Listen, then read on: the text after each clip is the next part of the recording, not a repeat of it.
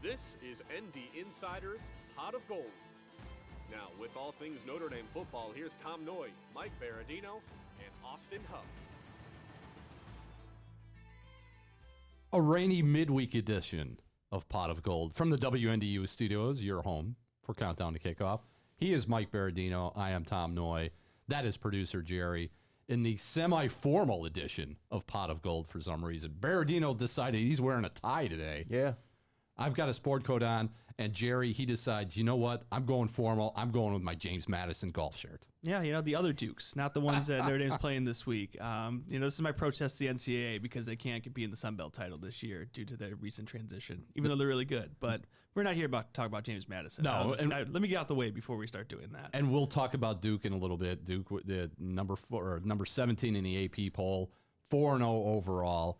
Heading into Saturday night's game against number 11 Notre Dame, the Irish now 4-1 after, hey, you know what? They lost to Ohio State. Did you hear they lost to Ohio State? I'd heard some rumblings. Did you hear that Lou Holtz had something to do with it or something or other? Can we please make all this Lou Holtz stuff stop? I'm looking at Twitter right now. He's loving it. I'm looking at Twitter right now, and now Reese Davis decides that he's going to weigh in on the Ryan Day-Lou Holtz feud.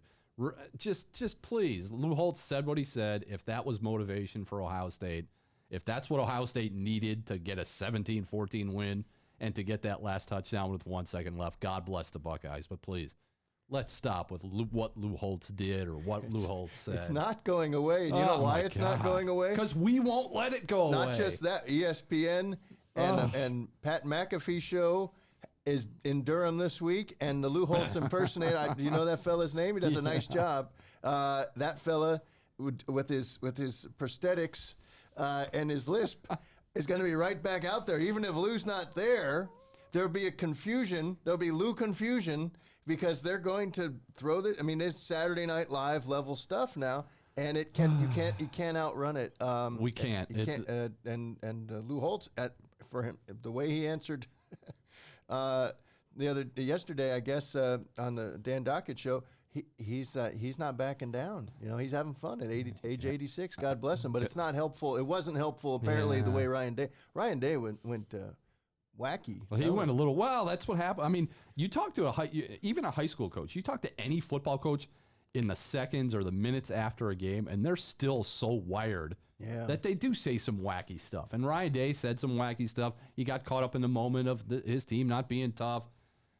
It's hard to question a guy who's 48 or 49-6 in his career to say they don't do this or they don't do that. Ohio State's a really good football program. Notre Dame saw that.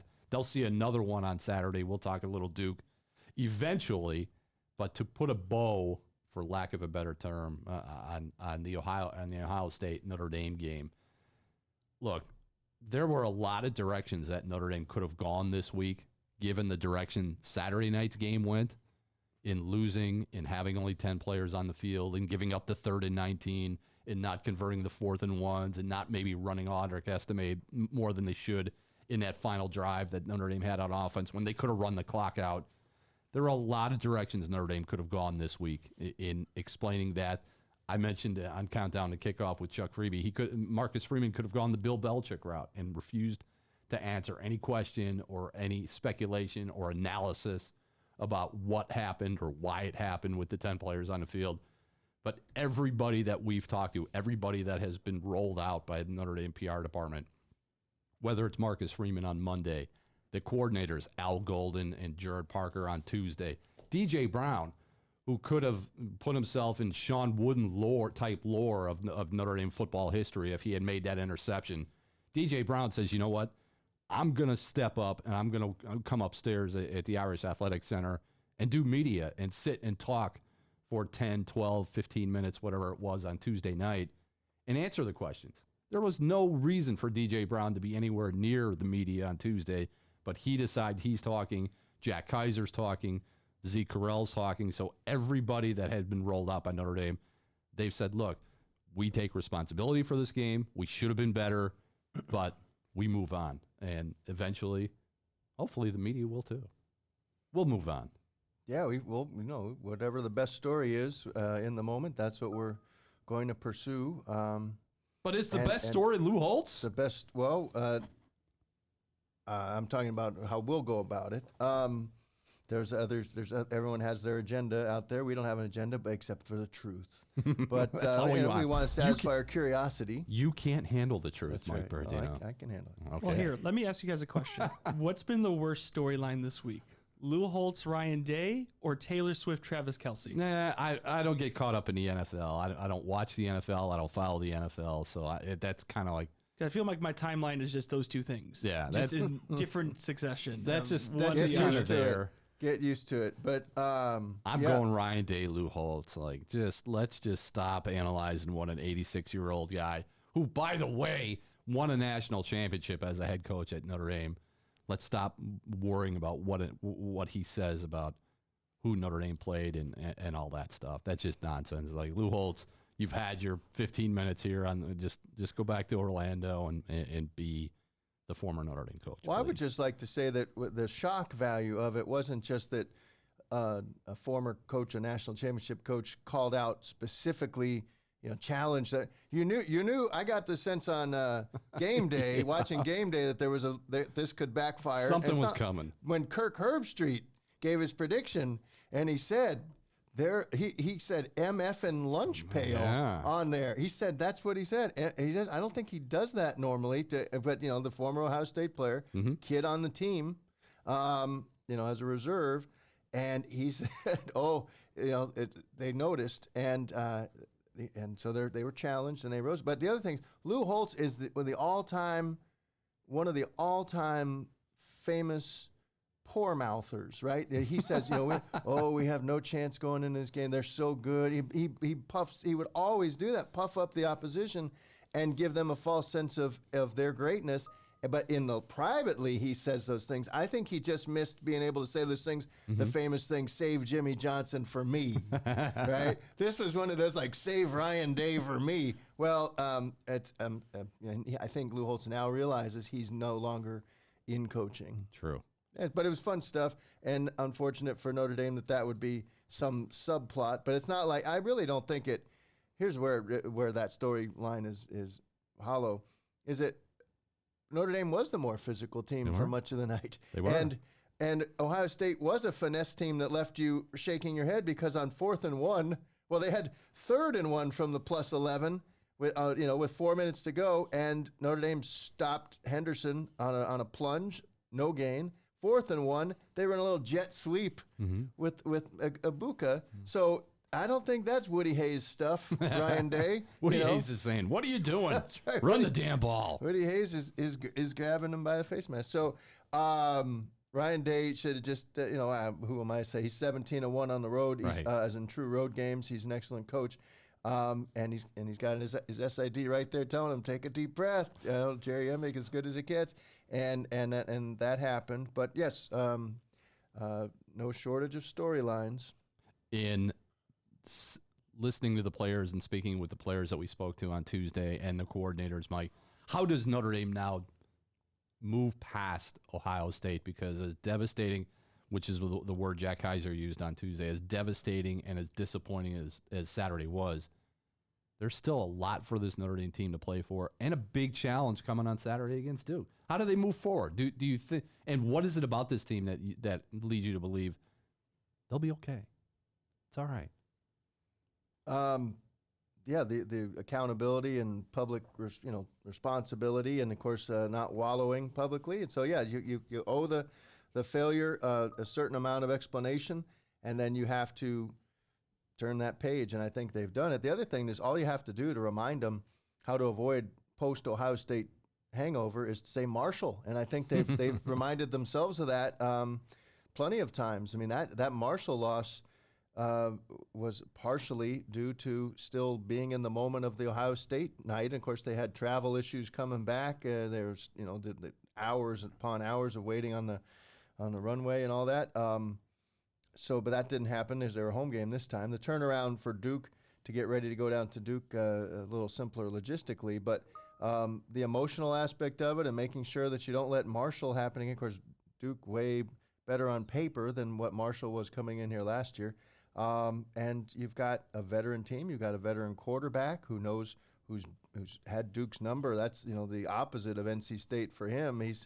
Sam Hartman's always had very good success against Duke. So different regimes when he faced them generally. Did face the Elko's team last year. I think they'll be fine. Marcus Freeman, like, as we talked about on Monday, took all of the blame for the 10 players on the field. Was there anything Marcus Freeman didn't say that you wanted him to say regarding that situation? Or it's done, let's move past it, he's accepted it, he's owned it, enough with it? Well, it's, you don't want him to necessarily identify someone who's well down the hierarchy whose job it is, because but not enough, I guess, ownership of the fact that it did happen against Tennessee State too. Mm-hmm. So what's unsaid is, in that response was, oh, that's great. You now have a special signal. You're going to work on special situations on Friday. Remind them the jump off sides and grab somebody signal.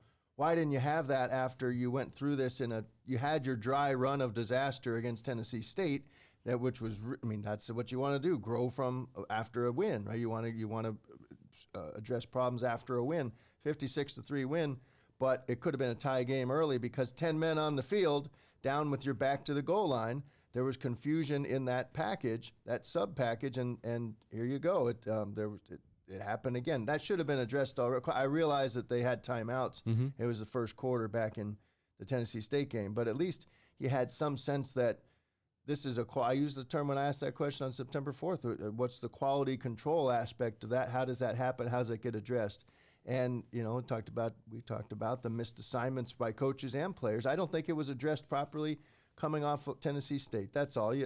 That would be something that slipped through the cracks, and that's part of ownership. And I'm still confused on why the head coach would ever take off the headset with time on the clock. That only seems to happen once you go into victory formation, and that last moment was anything but victory formation. Now, again, I'm just going by what was shown on the television screen. I don't have the fuller version. I don't have the all 24.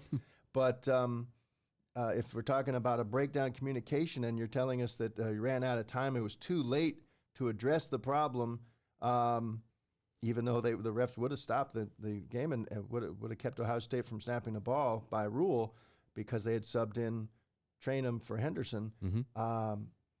You got a head coach, perhaps somebody was frantically trying to get to him, and for whatever reason, maybe that was part of his idea of fighting the drift. Maybe he just said, I'm just going to enjoy this last defense. I don't know why that happened. It wasn't like it's a stunning thing, because he, by the way, takes off the headset, as I've noted Zapruder on Twitter, and you see right then Trainum's looking at the sideline okay, and then or Henderson subs out, Trainum subs in. So there's a good chunk of time there after the headset comes off where now you have a chance to do something, and I don't know if the headset went back on. So I apologize that I don't have the all 24, and if anybody out there was just strangely filming the sideline, strangely filming Marcus Freeman. Yeah, then we could fill in that blank. But at some point, you do have to let it go. You do have to move on, even as the media. Here was my concern when I saw that you mentioned Marcus Freeman taking the headset off. That was after the first goal line play. Yeah, and before the final play. Yeah, my concern, and Marcus Freeman will never say, yeah, you know what, that's the reason why. He likes to say how everybody has input. All the assistants have their ability to say something. What if there was just way too much chatter about, we got to do this and we got to do that, and how about this? Now, don't forget, we want to do this. And Marcus Freeman just took the headset off and said, I can't listen to all that right now. We've got our guys on the field. Let's see what happens with this final play, because maybe, who knows, maybe there was just too much chatter going on in the headset for him to kind of really stay focused and, like you said, not drift, because Al Washington's saying something, Al Golden's saying something. Maybe there's a defensive analyst that's on a headset. Maybe there were just too many cooks in the kitchen there.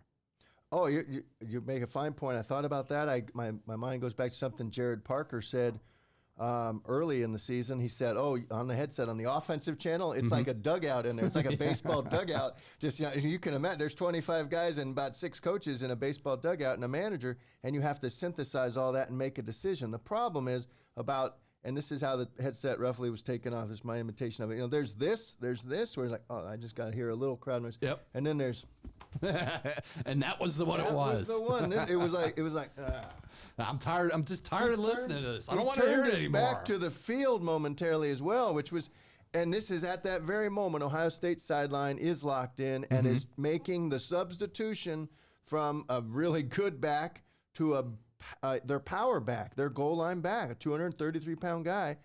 And then again, it was not too late if you continued to pay attention. It was never too late until you basically had to wave off the referee. Now that was that was Big Ten officiating crew. I'm not saying they were in the bag, but they had a weird day in review. People still aren't satisfied that Sam Hartman was short on 4th and 1 over on the sideline. That got over initially. Was there sufficient video evidence to overturn the call on the field, which initially was first down? Huge play on the first offensive series. We haven't seen that, even though he had the ball in the back arm. We haven't seen, at least not on, for public consumption, that angle that was good enough to overturn it. In the end, I still haven't seen the visual of, did the referee hold Ohio State up and get confirmation from the sideline that Notre Dame, the clock was stopped, so they didn't have to do that, I guess. But they would have been within their rights to send the guy in there before the snap, and how that happens down on the goal line on the far hash, as we keep hearing, that adds to the trickiness of it. But no, I'm not fully satisfied. My confusion, my curiosity, how that could possibly happen, because the outside the box conversation, the what if, that's what all those off-season 10 a.m., 7 a.m. meetings, whatever they have, where they all would get together, and it's been written about. It happened in 2022. Just talking it through, just chewing over the game. What if this happens? What if that happens? You have a former head coach for 10 years, and Al Golden, right there. That's your defensive coordinator. You've got guys who've been in this business a long time. Joe Rudolph's been everywhere. And you just have to, it's a crazy situation. But in hindsight, it could have been warded off. It had to have been warded off sometime after Tennessee, the latest, and really in the spring of 2022, when they were just getting to know each other over coffee. I got a crazy one for you. What do you think about this? What happens if we're in a goal line situation late in the game and we only have 10 men on the field? Well, we got no timeouts. We've got no timeouts. We're at home. I saw something one time. I mean, this is how you get Steve Spurrier long ago coming up with Emery, stealing the Emery and Henry play on the extra point. They're constantly looking for ideas from Division III on. They had a Division III assistant former player in Brian Mason here last year, and there was a guy you talk about. They blocked 7 punts. You're telling me Brian Mason, Mace, never came up with some wacky scenario like that at some point and say, "I got one for you." Now don't yell at me. Don't yell. But what if And so that was what the brainstorming could have. And it's just amazing that it never got to that point where we might just have to have. Because think about it, in basketball, your basketball guru. There's plenty of so much about it is fouling on purpose, doing things that you would never do, except in a desperate situation. It's all about desperate times for desperate measures. You gotta be prepared for the doomsday scenario. This is all hindsight. I know it sounds like just classic media. But because it's not like as they're driving down the field, they use the last time out. It's not like I nudge you and say, I hope they have one of those signs where you know how to stop the play with an. No, I didn't. I hope nobody. I hope somebody doesn't have to jump off sides because Notre Dame has only 10 players on the field. So. But and one more thing on Ryan Day, Mr. Physicality, Mr. Take That Lou Holtz. Yeah, take that, Lou Holtz. They ran a pass play against the 10-man look on the first. And nobody noticed that on their sideline either on second down. They spiked it on first down. They did not. Before that timeout, Notre Dame had a full 11, and and I've got that up on Twitter as well. That little video clip that you see Kaiser and Rubio among the group that runs off after the spike and then the timeout by Notre Dame to discuss. And then you only see Thomas Harper come back into the mix. And generally when Harper comes in, Kaiser comes out. And so Rubio had been part of the previous mix. It's based on snap counts throughout the game, and Marcus Freeman saying defensive linemen were trying to put one in and where the defensive linemen needed to be. And they did have 2 interior guys in Cross and Mills, and they also had JJB. What they were missing was a right defensive end for the defense, and that could have been Botello. And that's usually Jordan Botello's position. So yeah, but we don't. I mean, again, we don't know. It's everybody's mistake because you can't possibly. How can you? Even if you say Jordan, you're in. Is that enough? Is that enough to make? I mean, to make sure that somebody on quality control upstairs, downstairs, and of course the player himself, Jordan, at least has to be like, did you say I'm in? I mean, I haven't been in, but he was in just a couple plays earlier. Crazy situation, yeah, at some point you just gotta move on. But it's I still don't feel like we've solved it, do we? It will be the one unsolvable mystery of the 2023 season. That what happened? What happened? They'll never tell. They'll never say it on the record, and they'll never admit we should have done this, or we wanted to do this, or this is how it happened. We can ask, and we've asked, but Marcus Freeman has just said, it's on me, it's on the head coach. He's been stoic. He's been stand-up about it. He reacted, it's funny, before we close out this first segment and start talking about Duke, he reacted more to learning that Notre Dame's got another night game coming next week at Louisville than he reacted publicly, at least in front of us, to having 10 men on the field against Ohio State. So, yes, Notre Dame at Louisville a week from Saturday starts again, 7:30. So that will be 4 straight night games. Ohio State, Duke, Louisville, USC. 4 straight night games for Notre Dame football. If anybody wants to know what a night game is for the Notre Dame football team, for the head coaches, for the media, just go on Twitter and find Marcus Freeman's reaction to a night game. Like everybody says, oh, the media, you're just whining and moaning and complaining about having to cover a night game. Night games are not fun when you have to turn it around, especially night games on the road. When you have to turn it around, like it's not like Notre Dame football they'll play a night game against Duke. They'll probably get back. Marcus Freeman said, what, 2 a.m.? 3 a.m. They get home at 3 a.m. on Sunday. Your Sunday's shot. And then you've got to go back and turn around and go back out on the road on Friday to get to Louisville and play another night game. Then you're getting home. It's a little shorter flight from Louisville.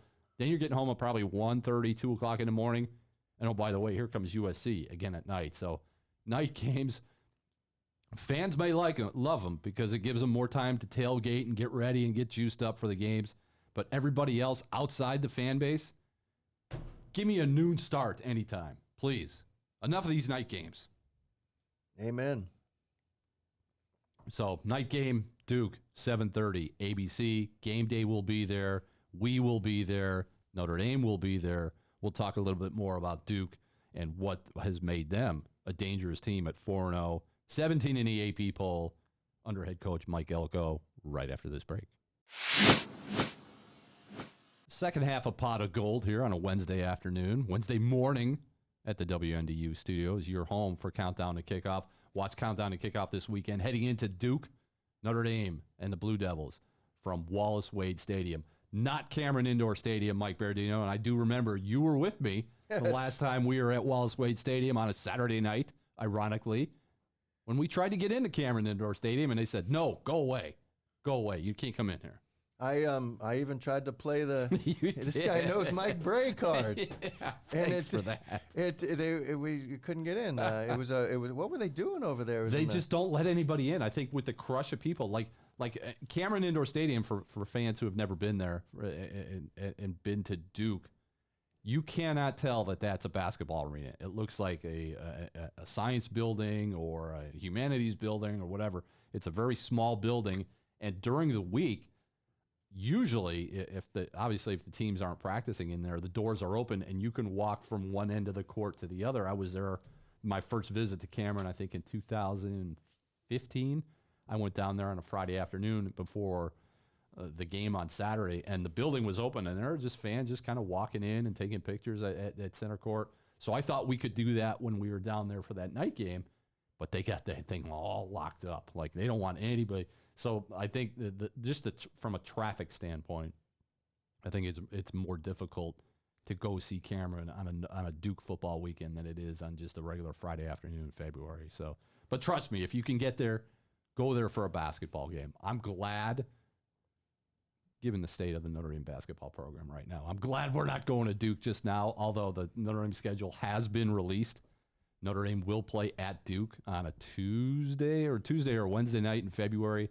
All the schedule, the breakdown, the analysis. I have a column about what the schedule means. You can see all of that at ND Insider. But Notre Dame will play at Duke at 9 o'clock sometime in February. Not a great start again. Sitting around all day. Duke is one of 6 repeat opponents for Notre Dame this basketball season. So all the basketball news. I'm tempted to just turn this into a basketball segment. I won't. We'll talk football. We'll talk Duke.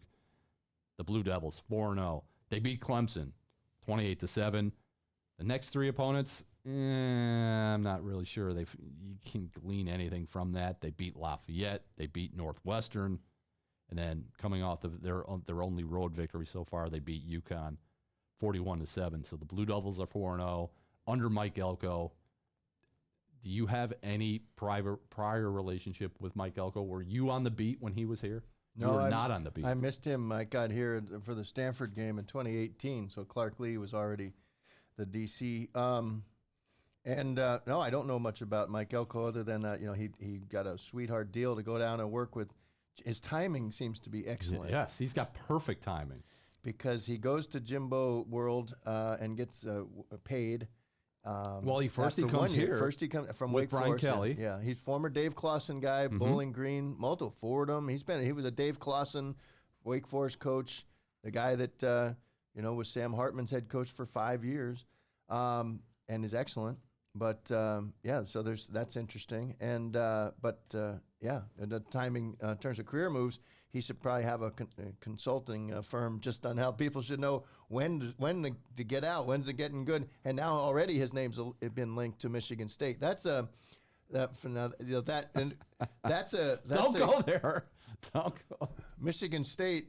I think even the second Mel Tucker scenario got out there, that controversy, people started mentioning Elko because no one believes that any Duke coach will stay there who's that good is going to stay there for very long.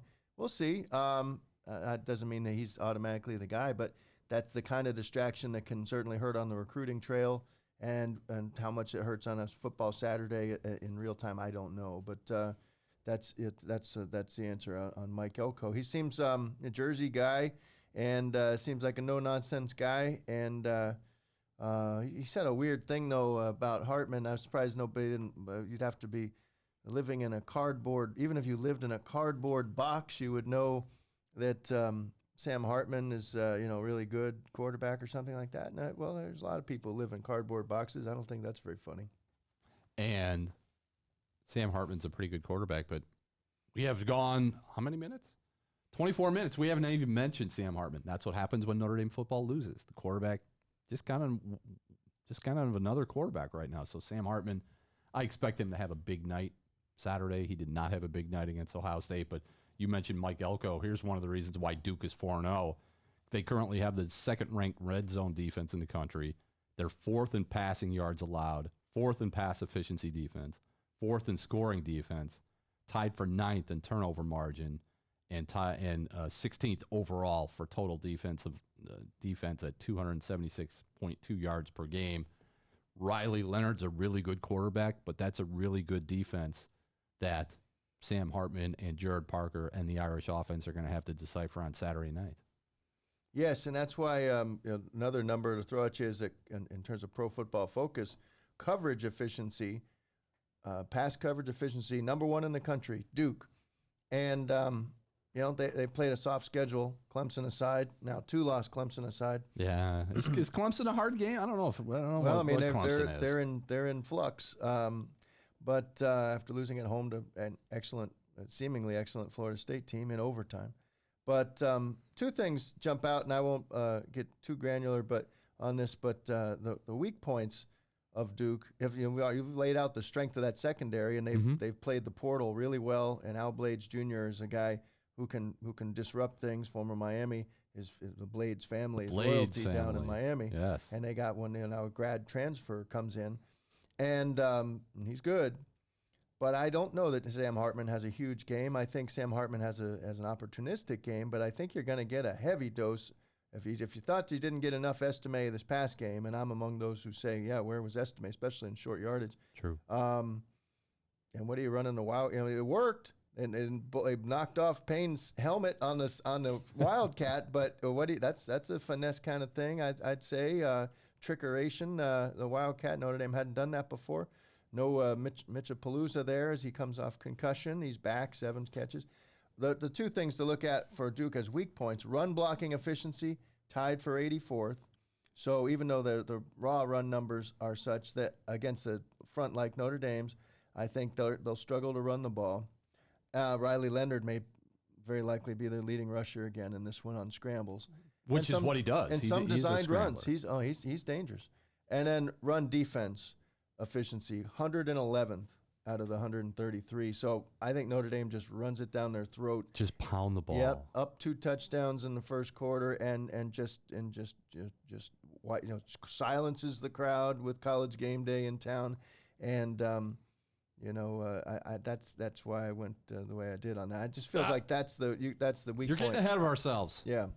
On predictions. Right. Scale it back. Well, we talked about how Notre Dame should run the ball. They should definitely run the ball now because word came earlier this week on Monday with Marcus Freeman. Notre Dame will be without Deion Coles. He really hasn't done anything since the Navy game. When he was a factor in the Navy game plan, hasn't done anything since. He will be out for a couple of weeks probably with a knee scope. And then Marcus Freeman also mentioned that Jaden Thomas, who was supposed to be, we thought he was going to be the number 1 guy. Jaden Thomas is kind of iffy with a hamstring. When they say they're iffy with a hamstring, that means he's probably a no-go with a hamstring. So they may be down 2 wide receivers, a third with Matt Salerno, who's been out for the season up until now with a lower left leg injury. He hobbled off on crutches with a cast on his lower left leg.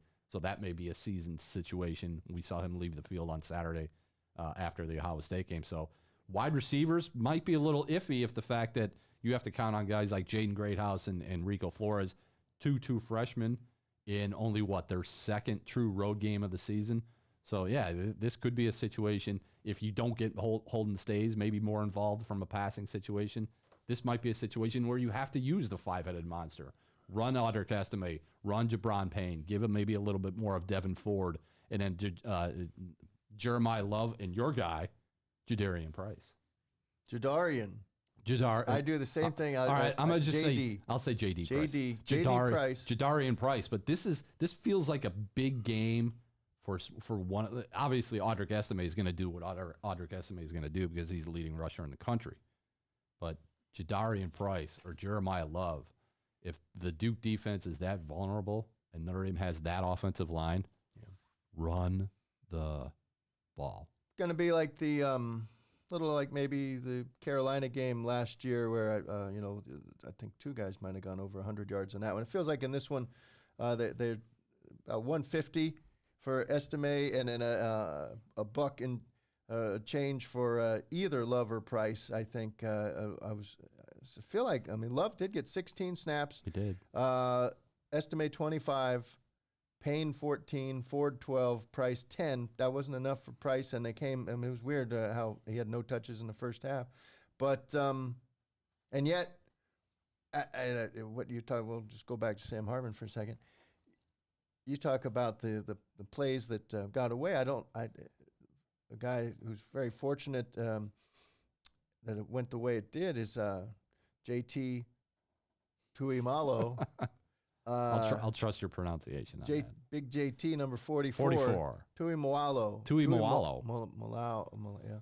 And I'm so good at that usually, but we don't have to say it. We only have to write it. He dropped a pick 6, Tom. He dropped a pick 6 with 2.5 minutes to go on a little pass in the flat, a little attempted screen pass to Jadarian Price. JD. JD not really part of your plan in the first half. And now in that 4-minute drive, I'm still talking about Ohio State, you're looking for JD in that moment. And I don't know if he was in the right spot or not, if that was any issue of it. Jared Parker said originally they wanted to run that to the left side, which was interesting. And then it ended up going because you want to run it away from number 44, but they ran it his way, and it could have been a total game wrecker, but he dropped that one, and so it went the way it did. But it feels like, back to the lean on your strengths, attack their weaknesses. Not that the pass game isn't a strength generally for Notre Dame, but they for the first time they struggled to get vertical threats open. There was a sagging look. It was maybe some cloud stuff. There was some certainly the playing off 8 yards cushion on the edges, and excellent secondary for Ohio State. Duke has an excellent group too. I would imagine they would copy some of that stuff. And if Merriweather and Flores and Tyree can't beat the defense on the edges, then you just run it down their throat. Chris Tyree, 1 target, 1 catch, 25 yards against Ohio State. I think he's the guy you need to get more involved. I'm tired of people waiting on Tobias Merriweather. I'm just tired of it. Every week, everybody says, "What about Tobias Merriweather? Maybe this is his game. Maybe he's just not there yet as a sophomore." So lean on Chris Tyree, lean on Mitchell Evans, lean on Holden Stays, and if you don't get anything from Tobias Merriweather, who had 1 target, 1 catch for 6 yards against Ohio State, that's what happens. Yeah, he was out there for 47 snaps. Flores 37. Rico Flores, coming in after a loss too. I mean, that tells you something. It's one thing to bring in the freshman, whatever, after a win, and of course he was mostly still talking about his thinking. He was in a pretty good mood, having caught a touchdown. The guy, by the way, covering him fell down. I mean, they were on the goal line situation from the 2, and for whatever reason, the guy just slipped and fell down, and he did what he should, run to the open area and catch the ball. But so he had a chance to come in after a spot where the only other people speaking were extremely experienced. But I mean, I'm not exactly ready to say Tobias Merriweather can't now flourish. Every week you see a little bit. Well, generally it's been a progression, but there have been flashes. We've been limited to flashes so far. The speed is there. The physicality is there. He can block a little bit downfield now. But he's got to win more often and be an obviously open threat. I mean, the catch radius and the frame, anytime the ball is snapped, your eyes are going to go to the 6'4" guy who's 200 pounds now with track speed. But you're right. I mean, when the ball, the targets tell you who's getting open, and Sam Hartman knows where to look. He's got to get more of a comfort level. It seems like he's got that comfort level with Greathouse, has had it all along since the spring game. Not as much of a comfort level maybe with Jaden Thomas as which is a surprise. Drew Pine had. Jaden Thomas is very solid, but again, I don't think we'll see much of him this week, if at all. And I mentioned on the Chuck show that Jordan Faison, he's the little lacrosse guy who is on the scout team, and but he's fast. He's fast, and maybe this is just a number situation. He gets brought up from the scout team and as out of necessity, and gets a chance to maybe even gets his first catch. So if Mike Berardino was doing the 4 guys to watch from the South Bend Tribune, he might throw number 80 in there, Jordan Faison. Did you do that? I did. I did not put Jordan Faison. I went a little different direction this week. What'd you do? I went. Usually you pick 1 offensive guy and 1 defensive guy to keep your eye on. These are players to watch, players to keep your eye on during the game. Offensively, I went with Audric Estime for reasons we just talked about, that this could be a very big run-heavy game. And instead of picking a defensive player, Schrader. Instead of picking a Notre Dame defensive player, I went with, keep your eye on, Riley Leonard. Notre Dame player. I went with Marcus Freeman. How about that? Keep your eye on Marcus Freeman because, again, a lot of people questioning his decision-making at the end of the Ohio State game. This is a prove-it game for Notre Dame, but I think this is a prove-it game for Marcus Freeman to not let what happened last year after the Ohio State game when they lose to Marshall they don't let that fester into the Duke game. So my 2 Notre Dame guys to keep your eye on, Audric Estime, Marcus Freeman. My 2 Duke guys to keep your eye on, obviously Riley Leonard and Jalen Stinson, who's a safety, one of the leading tacklers for the Blue Devils. I said in the write-up of Jalen Stinson, don't let his size fool you. He's listed at what, 5'8", 177, but he's one of the main tacklers on that defense. So keep your eye on Jalen Stinson. He is number 3, or no, he's number 2. He's jersey number 2, senior safety, 24 tackles to date. So those are my 2 Duke guys and my 2 Notre Dame guys. So I kind of changed it up a little bit this week. Change it up. You got to change it up every once in a while. But I still invite everyone to click on it and get a full read on why he picked those, because what you just heard there is just a snippet of the knowledge you can gain. Just a snippet. Because he, trust me, he put way more time into that than he just spent on explaining it. But no, that's a good list, and you're right. And this gives me an opportunity to say one of the things you'll be looking for during a game, if you're watching the sideline and you're sitting home, watch for this. Like, I knew you were going to do that. If that happens at any point, or I'll just do this. How about this? I'll just take the one ear off there. That's one thing. That's like, sir, you know. Then that's happened. That's like a Bobby Bowden toward the end. He never had the headset on. He was just watching the game. He was like, where can I get some? Hold on. Where can I get some good chocolate? But I can really use some candy. Dadgummit, I'd like a chocolate bar right about now. Like, Jimbo, are we going to score again? Or, you know, that's kind of how it went there. And where's Mickey? Is Mickey still on my staff? Mickey Andrews, right? I love Mickey. Oh, hi, Chuck. But but no, the way Marcus Freeman rolls is he's locked in on every snap, and he's got the headset, and you just hope that what's going on within the headset is more useful information. Don't talk over each other. You know, even if there's just the 3 of us here, and we don't even have to hear it. Imagine if let's do a simulation on bad. I can start doing it right now. Keep talking. Channel. Come on, keep doing it. What do you think about? It's a big play, Coach. What are we going to do here, Coach? Watch out for Duke. This is magic right here. Oh yeah. I'm not sure we have 11. I'm not sure we have 11. Coach, Coach, put the headset on. Put the headset on. We only got 10 men. We only got 10 men. We only got 10 men. I don't know how we come back from that. Did we just role play in front of the Pot of Gold podcast role play edition? I told you. Mike Berardino is hot 1, 2, 3, 4, 5, 6, 7, 8, 9, 10. Why we do some score predictions? How do we move on to score predictions after that? Like that. That will make you do this. It will. No, throw those. You got to don't throw them. They're not our headsets.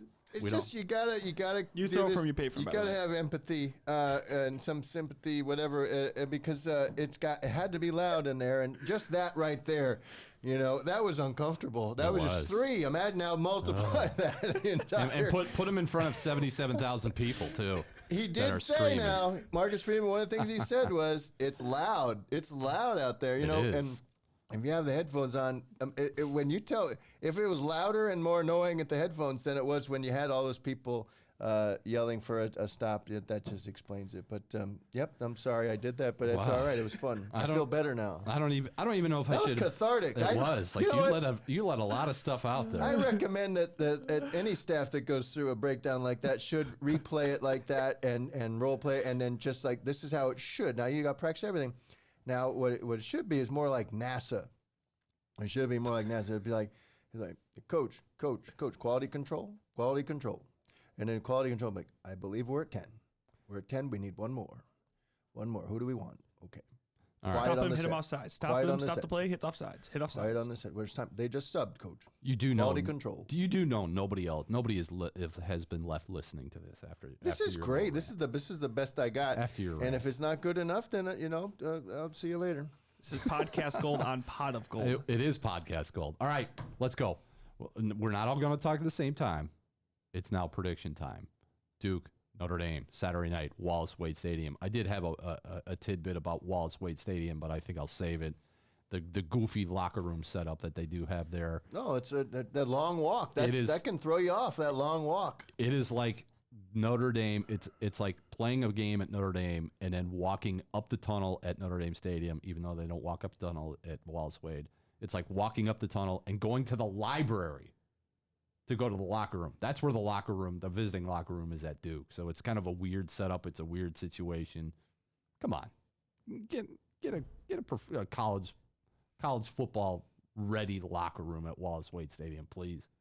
It's ridiculous. It really is dumb. It's like it's a high school. It's almost like a high school stadium. It's a Division III. That's a full football field away. Because they have to go. That's where Duke's practice field is. So they have to walk through Duke's practice field to get to the locker room, and the locker room is basically like a storage shed. So that's my rant. I'm not going as deep as Mike Berardino on his rant. That's my rant about Wallace Wade Stadium and the locker room setup, the media setup. Night game, 7:30. We're done with this prediction. What do you have? 38-24, Notre Dame, multiple 100-yard rushers.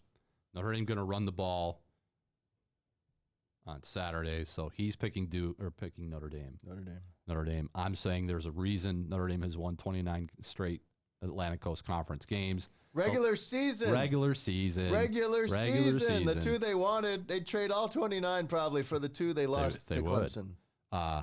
The last time Notre Dame went to Wallace Wade Stadium, we referenced that trip earlier when we were locked out of Cameron Indoor Stadium, was a Saturday night. There was a full moon that night, and Notre Dame just absolutely rolled behind Ian Book. They won 38-7. Chris Fink had a heck of a game. And Chris Fink. Almost a punt return touchdown. 38-7. It's not going to be 38-7, but I think Notre Dame does roll. I think they get back on their winning way. Maybe this is the weekend that we see Notre Dame reach its true full potential. I'm going Notre Dame 41, Duke 20. We will not be back on Sunday with a morning edition. We will be traveling back from Raleigh. We'll talk more Duke. We'll talk another night game at Louisville. That and much, much more on next week's Pot of Gold podcast. Until then, we're out. We're on the way to Duke. This is ND Insider's Pot of Gold. Now, with all things Notre Dame football, here's Tom Noie, Mike Berardino, and Austin Huff.